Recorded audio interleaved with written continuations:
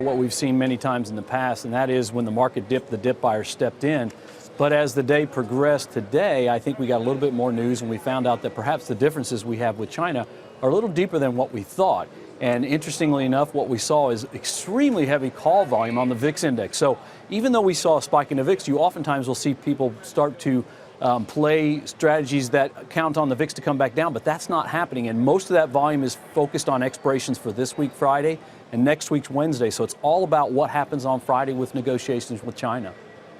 I mean, how vulnerable is this market, given the fact, Randy, that we're coming off of record highs, super low volatility, and basically 4 straight up months? Yeah, well, so until actually on Friday, we were literally sitting at all-time highs, and frankly, the market has priced in a very favorable outcome. And I think everyone was caught off guard with President Trump's tweets on Sunday night. And now we realize that there's a possibility that maybe they walk away from the table. If that happens, this is an asymmetric risk. The market's priced in a favorable outcome. If that happens, we may see a couple of percent to the upside. But to the downside, if they walk away from the table, we could see a correction in a very short order. And I think that's what people are starting to get a little bit worried about today. Randy, talk to me a little bit more about what you said there about the volumes that have driven up the VIX. At the moment, we're at 2180 on the VIX, up 6.4 points on the day. More into call volume than put volume. Does that mean it's less bearish than it could be?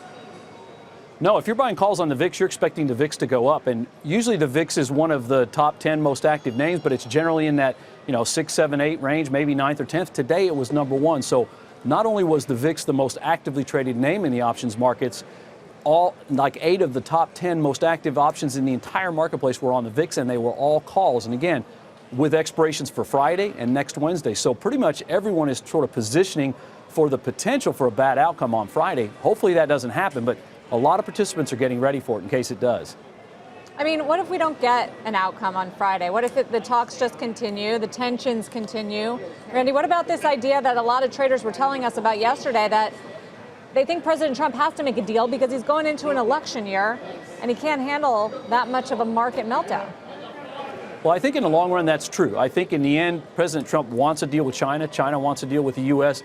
And I think, as much as he likes to cheerlead the market, it's going to go down if this doesn't happen.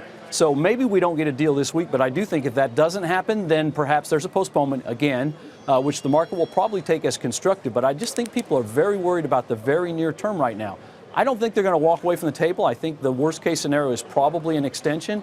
But in the near term, people are just a little bit jittery about this. But I agree, in the long run, we have to get a resolution because the markets are going to go down. If we don't, they're going to suffer in the elections. But that's a long time. We still got 18 months until that happens. And Randy, just summarize some other factors for us, whether it's the Fed or earnings or the economy in general. Are your clients still upbeat about those? Is it just the China trade issue that's weighing on minds today? In general, almost all the economic data looks great. I mean, the labor market is at the strongest it's been in 50 years. Earnings were better than expectations for the most part. We're about almost 90% done with Q1 earnings, so they've been better than expected. Most of the economic data, while it's not quite as high as it was in Q3 of last year, is just barely below that. So overall, the economics look great across the board. This has been the elephant in the room ever since mid last year, and it remains that way. And even when people sort of thought things were calming down, we all see how sensitive the market is just based on what happened, based on a few tweets on Sunday night. So until we get this issue out of the way, people are going to remain jittery, and especially now, because now they know that walking away from the table is a distinct possibility. We hope that doesn't happen, but people are positioned for it in case it does.